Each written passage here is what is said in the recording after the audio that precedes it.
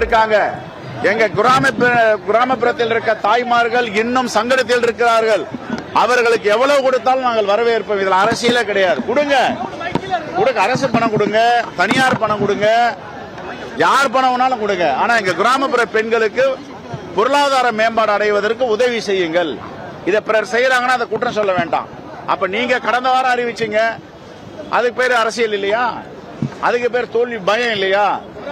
அதனால ஏற்கனவே இது புதியதாக சட்டம் இல்லை. கலைஞர் உரிமை மகளிர் உரிமை தொகை என்பது ஆண்டாண்டுகளாக கொடுத்து வரப்படுகிறது. அதனுடைய தொடர்ச்சி இது.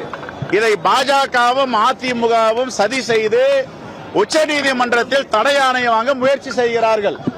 கிராமப்புற மக்களுக்கு இந்த 1000 ரூபாய் போகக்கூடாது, அதுவும் தேர்தல் நேரத்தில் கொடுக்க கூடாது என்று உச்சநீதிமன்றத்தை நாட இருந்தார்கள். ஆகவே தான் மாண்பு முதலமைச்சர் சுதாரித்துக் கொண்டு மக்களுக்கு எதிராக இவர்கள் நடவடிக்கை எடுக்க போகிறார்கள்.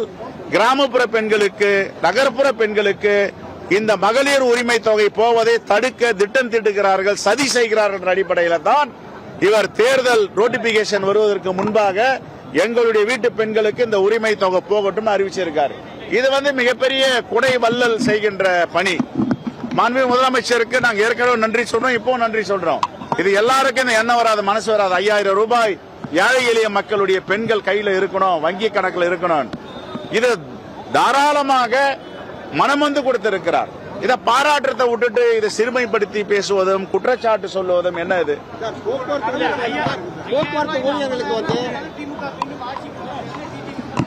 யார் யாரு?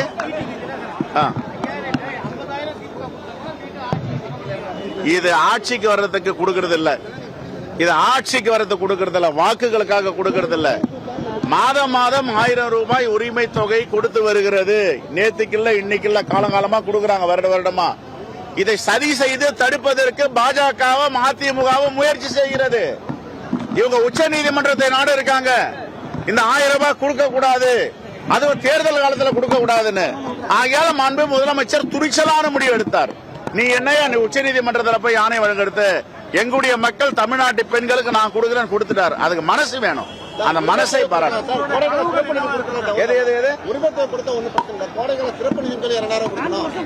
எவ்வளவு இங்க பாருங்க, நான் திருப்பி சொல்றேன், தமிழ்நாட்டுடைய தாய்மார்கள் மகளிர்களுக்கு பொருளாதார மாற்றம் தேவைப்படுகிறது, பொருளாதார வளர்ச்சி தேவைப்படுகிறது.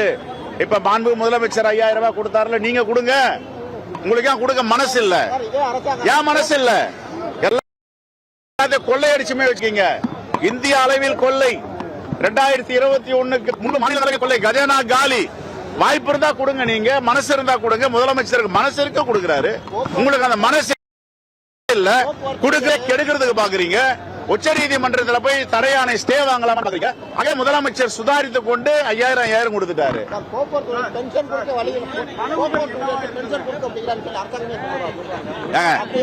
ரெண்டு விஷயங்க. முதன்மை நீங்க பென்ஷன், போக்குவரத்து தொழிலாளர்கள் கண்டிப்பா செய்வாங்க. எங்களுடைய தமிழ்நாட்டு பெண்களுக்கு எக்கனாமிக் டெவலப்மெண்ட் வேணும், பொருளாதார வளர்ச்சி வேணும். கொடுத்திருக்காங்க, நாங்க பாராட்டுறோம், இன்னும் கொடுக்க சொல்லுவோம். Okay, thank you.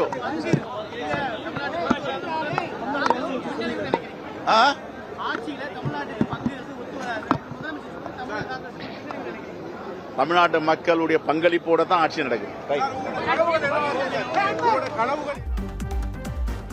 கனவுகள் என்னவா இருக்கு?